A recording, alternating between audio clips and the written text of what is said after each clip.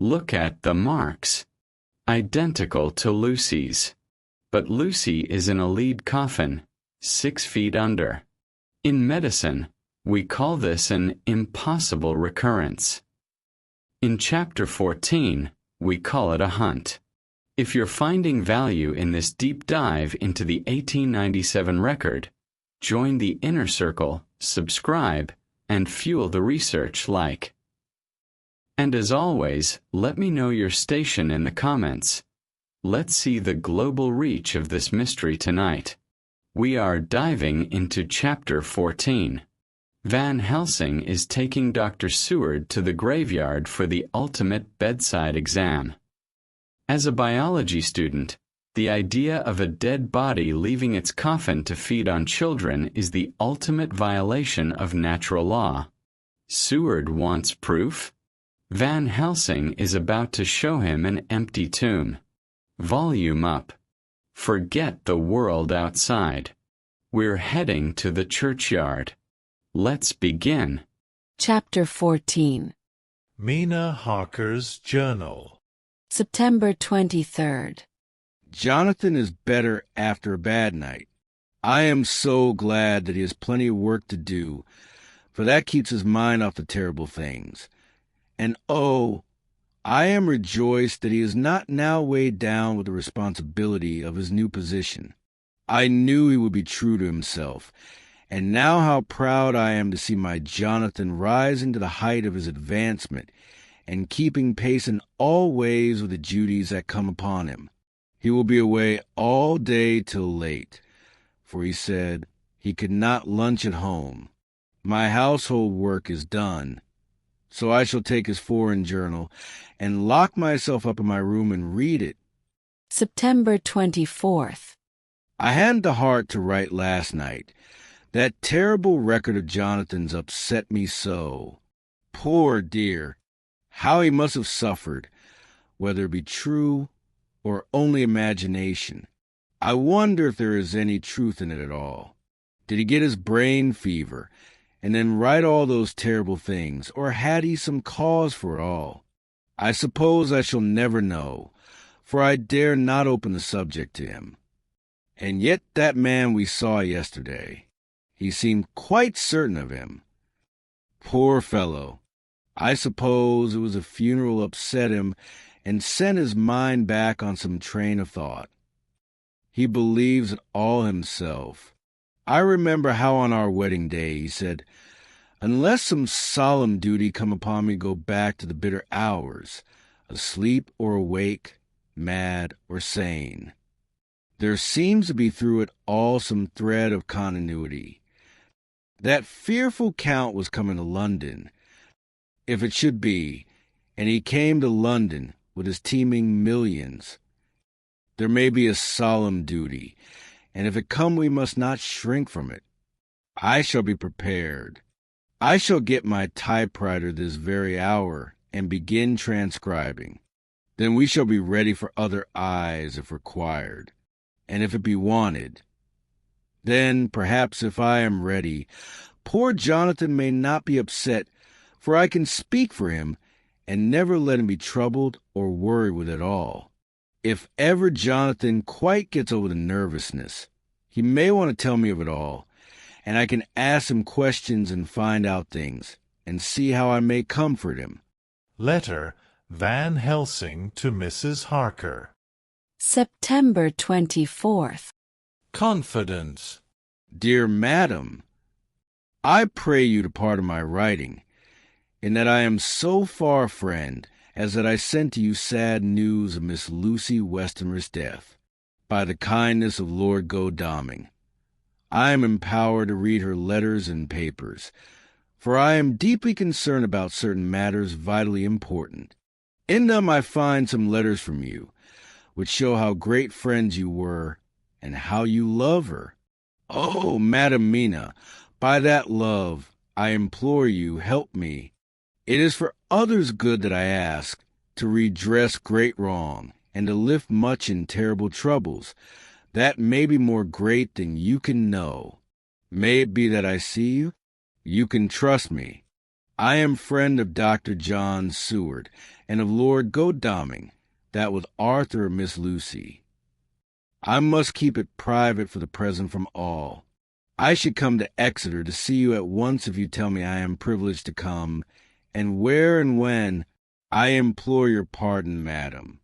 I have read your letters to poor Lucy, and know how good you are and how your husband suffer. So I pray you, if it may be, enlighten him not, lest it may harm. Again your pardon, and forgive me. Van Helsing. Telegram. Mrs. Harker to Van Helsing. September 25th. Come today by 10:15 train, if you can catch it. Can see you any time you call. Mina Harker. Mina Harker's Journal. September 25th. I cannot help feeling terribly excited as the time draws near for the visit of Dr. Van Helsing, for somehow I expect that it will throw some light upon Jonathan's sad experience, and as he attended poor dear Lucy in her last illness, he can tell me all about her. That is the reason of his coming. It is concerning Lucy and her sleepwalking, and not about Jonathan. Then I shall never know the real truth now. How silly I am. That awful journal gets hold of my imagination and tinges everything with something of its own color. Of course it is about Lucy. That habit came back to the poor dear, and that awful night on the cliff must have made her ill. I had almost forgotten in my own affairs how ill she was afterwards. She must have told him of her sleepwalking adventure on the cliff, and that I knew all about it. And now he wants me to tell him what she knows, so that he may understand. I hope I did right in not saying anything of it to Mrs. Westenra. I should never forgive myself if any act of mine, were it even a negative one, brought harm on poor dear Lucy. I hope, too, Dr. Van Helsing will not blame me. I have had so much trouble and anxiety of late that I feel I cannot bear more just at present. I suppose a cry does us all good at times. Clears the air as other rain does. Perhaps it was reading the journal yesterday that upset me, and then Jonathan went away this morning to stay away from me a whole day and night, the first time we have been parted since our marriage. I do hope the dear fellow will take care of himself, and that nothing will occur to upset him. It is 2:00, and the doctor will be here soon now. I shall say nothing of Jonathan's journal, unless he asks me. I am so glad I have typewritten out my own journal, so that, in case he asks about Lucy, I can hand it to him. It will save much questioning. Later. He has come and gone. Oh, what a strange meeting, and how it all makes my head whirl round. I feel like one in a dream. Can it be all possible, or even a part of it? If I had not read Jonathan's journal first, I should never have accepted even a possibility. Poor dear Jonathan, how he must have suffered. Please the good God, all this may not upset him again. I shall try to save him from it, but it may be even a consolation and a help to him, terrible though it be and awful in its consequences, to know for certain that his eyes and ears and brain did not deceive him, and that it is all true. It may be that it is the doubt which haunts him, that when the doubt is removed, no matter which, waking or dreaming, may prove the truth, he will be more satisfied and better able to bear the shock. Dr. Van Helsing must be a good man, as well as a clever one, if he is Arthur's friend and Dr. Seward's, and if they brought him all the way from Holland to look after Lucy. I feel from having seen him that he is good and kind and of a noble nature. When he comes tomorrow, I shall ask him about Jonathan, and then, please God, all this sorrow and anxiety may lead to a good end. I used to think I would like to practice interviewing. Jonathan's friend on the Exeter News, told him that memory was everything in such work, that you must be able to put down exactly almost every word spoken, even if you had to refine some of it afterwards. Here was a rare interview. I shall try to record it verbatim. It was 2:30 when the knock came. I took my courage à deux mains and waited. In a few minutes Mary opened the door and announced Dr. Van Helsing. I rose and bowed, and he came towards me, a man of medium weight, strongly built, with his shoulders set back over a broad, deep chest and a neck well balanced on the trunk as the head is on the neck. The poise of the head strikes one at once as indicative of thought and power. The head is noble, well-sized, broad, and large behind the ears. The face, clean-shaven, shows a hard, square chin, a large, resolute, mobile mouth, a good-sized nose, rather straight but with quick, sensitive nostrils that seem to broaden as the big, bushy brows come down and the mouth tightens. The forehead is broad and fine, rising at first almost straight and then sloping back above two bumps or ridges wide apart. Such a forehead that the reddish hair cannot possibly tumble over it, but falls naturally back into the sides. Big, dark blue eyes are set widely apart, and are quick and tender or stern with the man's moods. He said to me, "Mrs. Harker, is it not?" I bowed assent. That was Miss Mina Murray?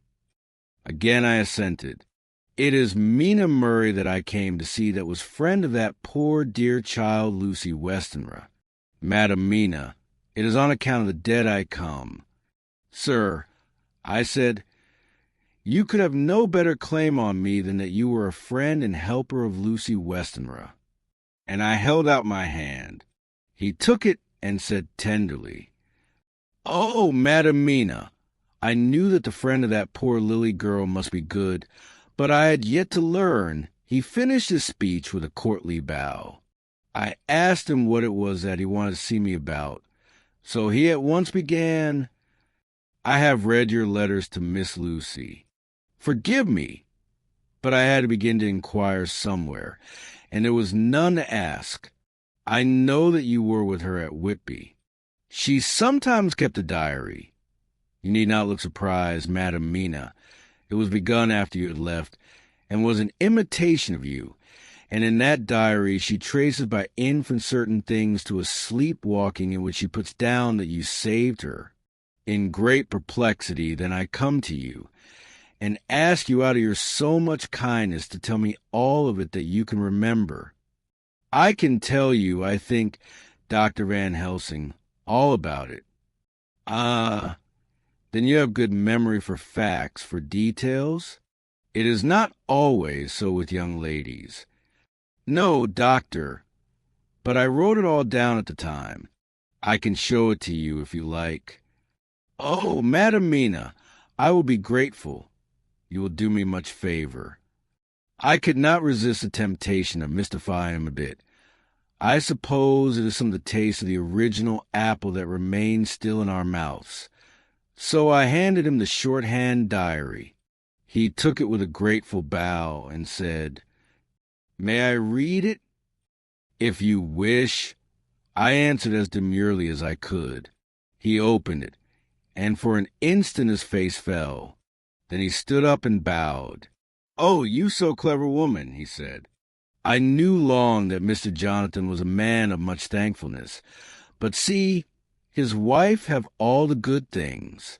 And will you not so much honor me, and so help me as to read it for me? Alas, I know not the shorthand. By this time my little joke was over, and I was almost ashamed. So I took the typewritten copy from my work basket and handed it to him. "Forgive me," I said. "I could not help it, but I have been thinking that it was of dear Lucy that you wished to ask, and so that you might not have time to wait, not on my account, but because I know your time must be precious, I have written it out on the typewriter for you." He took it, and his eyes glistened. "You are so good," he said. "And may I read it now? I may want to ask you some things when I have read." "By all means," I said. "Read it over whilst I order lunch, and then you can ask me questions whilst we eat." He bowed and settled himself in a chair with his back to the light, and became absorbed in the papers, whilst I went to see after lunch, chiefly in order that he might not be disturbed. When I came back, I found him walking hurriedly up and down the room, his face all ablaze with excitement. He rushed up to me and took me by both hands. "Oh, Madam Mina," he said, "how can I say what I owe to you? This paper is as sunshine. It opens a gate to me. I am dazzled with so much light, and yet clouds roll in behind the light every time. But that you cannot comprehend. Oh, but I am grateful to you, you so clever woman. Madam," he said this very solemnly, "if ever Abraham Van Helsing can do anything for you or yours, I trust you will let me know. It will be pleasure and delight if I may serve you as a friend. But all I have ever learned, all I can ever do, shall be for you and those you love. There are darknesses in life, and there are lights. You are one of the lights. You will have happy life and good life, and your husband will be blessing you. But, doctor, you praise me too much, and you do not know me. Not know you, I who am old, and who have studied all my life men and women. I, who have made my specialty the brain and all that belongs to him and all that follow from him. And I have read your diary that you have so goodly written for me, and which breathes out truth in every line. I, who have read your so sweet letter to poor Lucy of your marriage and your trust, not know you. Oh, Madam Mina, good women tell all their lives, and by day and by hour and by minute, such things that angels can read, and we men who wish to know have in us something of angels' eyes. Your husband is noble nature, and you are noble too, for you trust, and trust cannot be where there is mean nature. And your husband, tell me of him. Is he quite well? Is all that fever gone, and is he strong and hearty? I saw here an opening to ask him about Jonathan, so I said, he was almost recovered, but he has been greatly upset by Mr. Hawkins's death. He interrupted. Oh, yes, I know. I have read your last 2 letters. I went on. I suppose this upset him, for when we were in town on Thursday last he had a sort of shock. A shock, and after brain fever so soon. That was not good. What kind of shock was it? He thought he saw someone who recalled something terrible, something which led to his brain fever. And here the whole thing seemed to overwhelm me in a rush. The pity for Jonathan, the horror which he experienced, the whole fearful mystery of his diary, and the fear that has been brooding over me ever since, all came in a tumult. I suppose I was hysterical, for I threw myself on my knees and held up my hands to him, and implored him to make my husband well again. He took my hands and raised me up, and made me sit on the sofa, and sat by me. He held my hand in his, and said to me with, oh, such infinite sweetness, my life is a barren and lonely one, and so full of work that I have not had much time for friendships. But since I have been summoned to here by my friend John Seward, I have known so many good people, and seen such nobility, that I feel more than ever, and it has grown with my advancing years, the loneliness of my life. Believe me, then, that I come here full respect for you, and you have given me hope. Hope, not in what I am seeking of, but that there are good women still left to make life happy, good women, whose lives and whose truths may make good lesson for children that are to be. I am glad that I may here be of some use to you. For if your husband suffer, he suffer within the range of my study and experience. I promise you that I will gladly do all for him that I can, all to make his life strong and manly, and your life a happy one. Now you must eat. You are overwrought and perhaps over-anxious. Husband Jonathan would not like to see you so pale, and what he like not where he love is not his good. Therefore, for his sake, you must eat and smile. You have told me all about Lucy, and so now we shall not speak of it, lest it distress. I shall stay in Exeter tonight, for I want to think much over what you have told me, and when I have thought, I will ask you questions, if I may, and then, too, you will tell me of husband Jonathan's troubles so far as you can, but not yet. You must eat now. Afterwards you shall tell me all. After lunch, when we went back to the drawing-room, he said to me, "And now tell me all about him." When it came to speaking to this great learned man, I began to fear that he would think me a weak fool and Jonathan a madman. That journal is all so strange, and I hesitated to go on. But he was so sweet and kind, and he had promised to help, and I trusted him. So I said, "Dr. Van Helsing, what I have to tell you is so queer that you must not laugh at me or at my husband. I have been since yesterday in a sort of fever doubt. You must be kind to me, and not think me foolish that I have even half believed some very strange things." He reassured me by his manner, as well as his words, when he said, "Oh, my dear, if you only know how strange is the matter regarding which I am here, it is you who would laugh. I have learned not to think little of anyone's belief, no matter how strange it be. I have tried to keep an open mind, and it is not the ordinary things of life that could close it, but the strange things, the extraordinary things, the things that make one doubt if they be mad or sane. Thank you 1,000 times. You have taken a weight off my mind. If you will let me, I shall give you a paper to read. It is long, but I have typewritten it out. It will tell you my trouble and Jonathan's. It is the copy of his journal when abroad, and all that happened. I dare not say anything of it. You will read for yourself and judge. And then when I see you, perhaps you will be very kind and tell me what you think." "I promise," he said as I gave him the papers. "I shall in the morning, so soon as I can, come to see you and your husband, if I may. Jonathan will be here at 11:30, and you must come to lunch with us and see him then. You could catch the quick 3:34 train, which will leave you at Paddington before 8. He was surprised at my knowledge of the trains offhand, but he does not know that I have made up all the trains to and from Exeter, so that I may help Jonathan in case he is in a hurry. So he took the papers with him and went away, and I sit here thinking I don't know what." Letter by hand. Van Helsing to Mrs. Harker. September 25th, 6 o'clock. Dear Madam Mina, I have read your husband's so wonderful diary.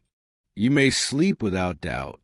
Strange and terrible as it is true. I will pledge my life on it. It may be worse for others, but for him and you there is no dread. He is a noble fellow, and let me tell you from experience of men, that one who would do as he did in going down that wall into that room, and go a second time, is not one to be injured in permanence by a shock. His brain and his heart are all right, this I swear, before I have even seen him. So be at rest. I shall have much to ask him of other things. I am blessed that today I come to see you, for I have learned all at once so much that again I am dazzled more than ever, and I must think, yours the most faithful, Abraham Van Helsing. Letter, Mrs. Harker to Van Helsing. September 25th, 6:30 p.m. My dear Dr. Van Helsing, 1,000 thanks for your kind letter, which has taken a great weight off my mind. And yet, if it be true, what terrible things are in the world, and what an awful thing if that man, that monster, be really in London. I fear to think. I have this moment, whilst writing, had a wire from Jonathan, saying that he leaves by the 6:25 tonight from Launceston, and will be here at 10:18, so that I shall have no fear tonight. Will you, therefore, instead of lunching with us, please come to breakfast at 8 o'clock. If this be not too early for you, you can get away, if you are in a hurry, by the 10:30 train, which will bring you to Paddington by 2:35. Do not answer this, as I shall take it that, if I do not hear, you will come to breakfast. Believe me, your faithful and grateful friend, Mina Harker. Jonathan Harker's Journal. September 26th. I thought never to write in this diary again, but the time has come. When I got home last night, Mina had supper ready, and when we had supped, she told me of Van Helsing's visit, and of her having given him the 2 diaries copied out, and of how anxious she has been about me. She showed me in the doctor's letter that all I wrote down was true. It seems to have made a new man of me. It was the doubt as to the reality of the whole thing that knocked me over. I felt impotent and in the dark and distrustful. But now that I know, I am not afraid, even of the Count. He has succeeded after all, then, in his design in getting to London, and it was he I saw. He has got younger, and how? Van Helsing is the man to unmask him and hunt him out, if he is anything like what Mina says. We sat late and talked it all over. Mina is dressing, and I shall call at the hotel in a few minutes and bring him over. He was, I think, surprised to see me. When I came into the room where he was and introduced myself, he took me by the shoulder and turned my face round to the light and said, after a sharp scrutiny, "But Madam Mina told me you were ill, that you had a shock." It was so funny to hear my wife called Madam Mina by this kindly, strong-faced old man. I smiled and said, "I was ill, I have had a shock, but you have cured me already." "And how?" "By your letter to Mina last night." I was in doubt, and then everything took a hue of unreality, and I did not know what to trust, even the evidence of my own senses. Not knowing what to trust, I did not know what to do, and so had only to keep on working in what had hitherto been the groove of my life. The groove ceased to avail me, and I mistrusted myself. Doctor, you don't know what it is to doubt everything, even yourself. No, you don't. You couldn't with eyebrows like yours. He seemed pleased and laughed as he said, "So, you are physiognomist. I learn more here with each hour. I am with so much pleasure coming to you breakfast. And, oh, sir, you will pardon praise from an old man, but you are blessed in your wife." I would listen to him go on praising Mina for a day, so I simply nodded and stood silent.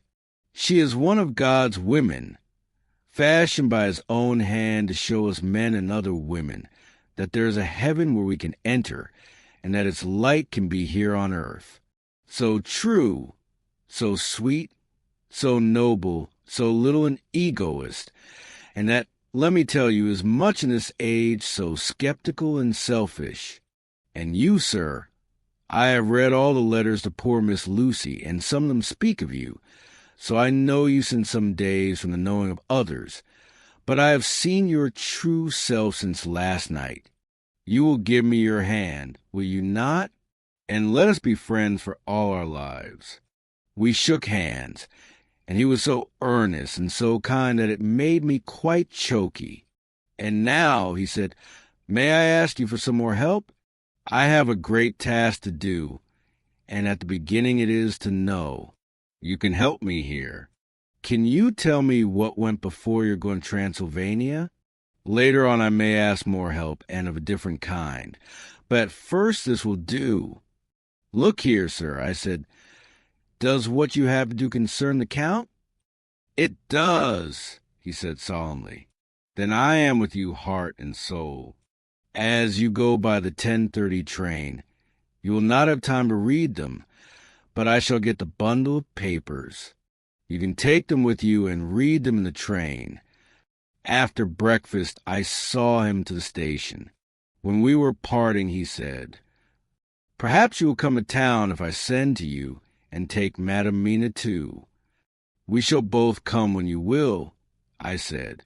I had got him the morning papers and the London papers of the previous night, and while we were talking at the carriage window, waiting for the train to start, he was turning them over. His eyes suddenly seemed to catch something in one of them, the Westminster Gazette. I knew it by the color, and he grew quite white. He read something intently, groaning to himself, "Mein Gott! Mein Gott! So soon, so soon." I do not think he remembered me at the moment. Just then the whistle blew, and the train moved off. This recalled him to himself, and he leaned out the window and waved his hand, calling out, "Love to Madam Mina. I shall write so soon as ever I can." Dr. Seward's Diary. September 26th. Truly there is no such thing as finality. Not a week since I said finest. And yet here I am starting fresh again, or rather going on with the same record. Until this afternoon, I had no cause to think of what is done.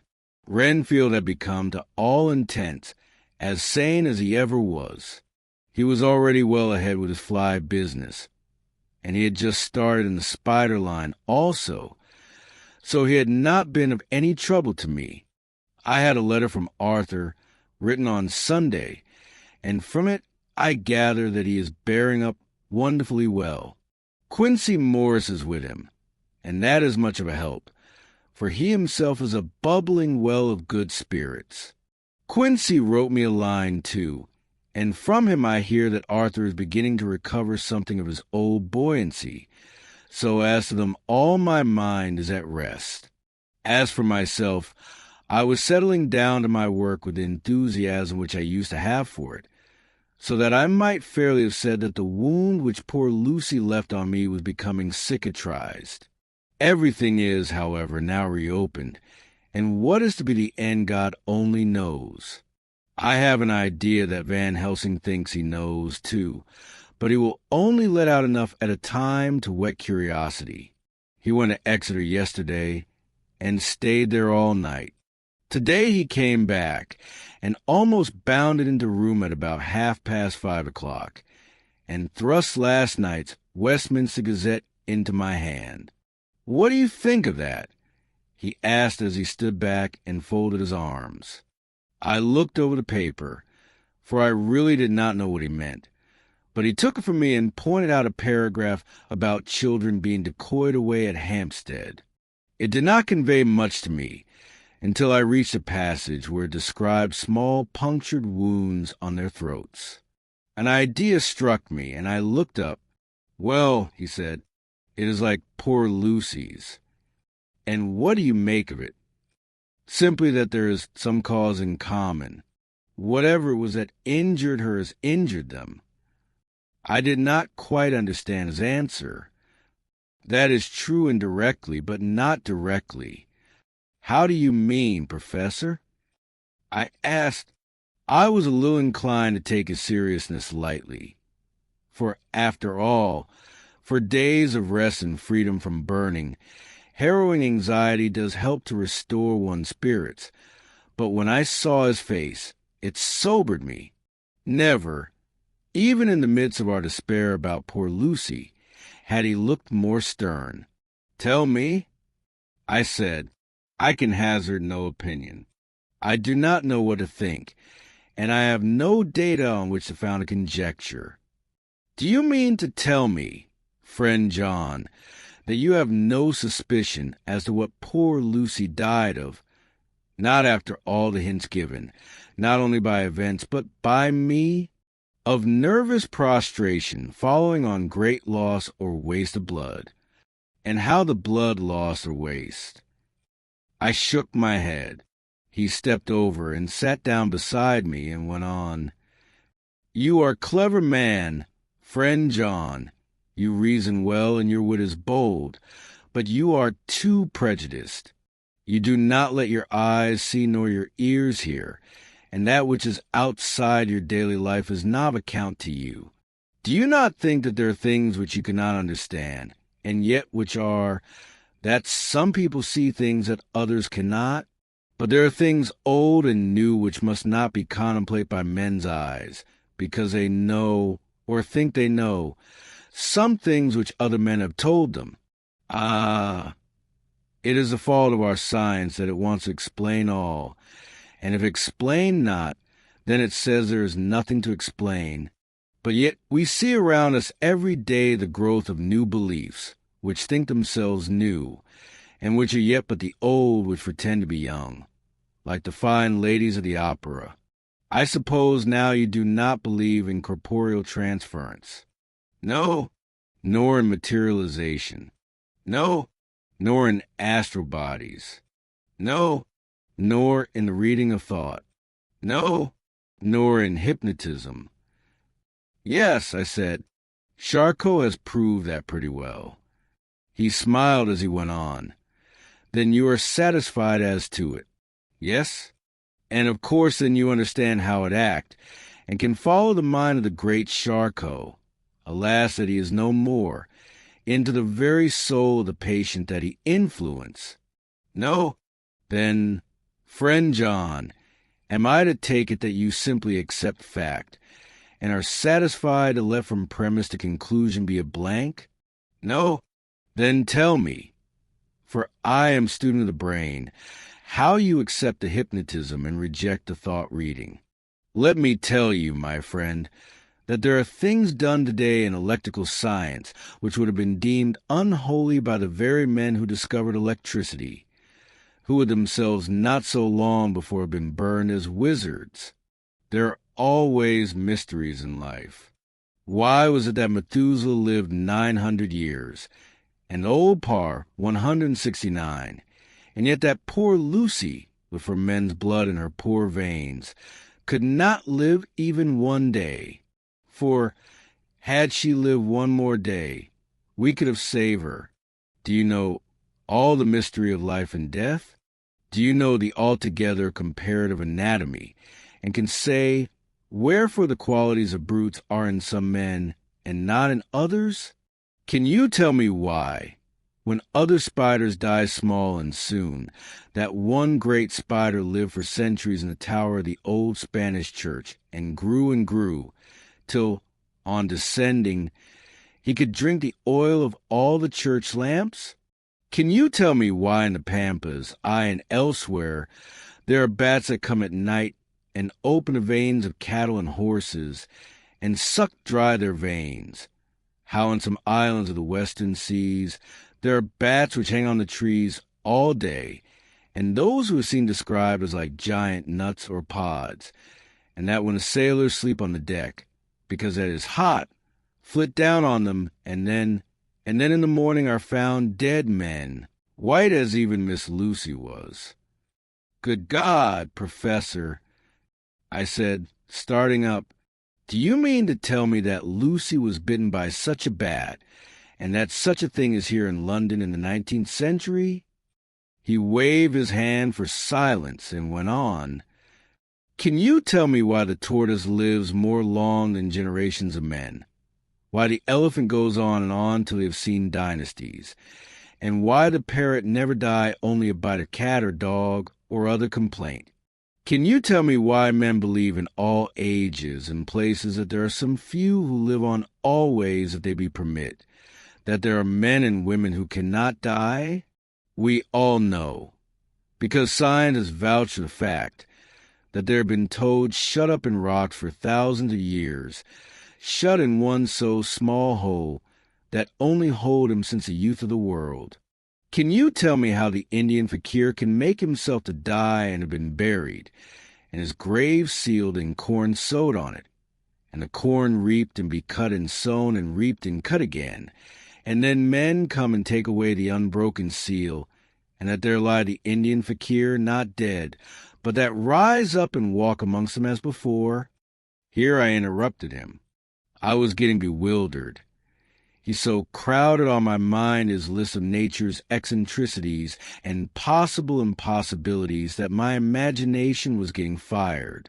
I had a dim idea that he was teaching me some lesson, as long ago he used to do in his study at Amsterdam. But he used then to tell me the thing, so that I could have the object of thought in mind all the time.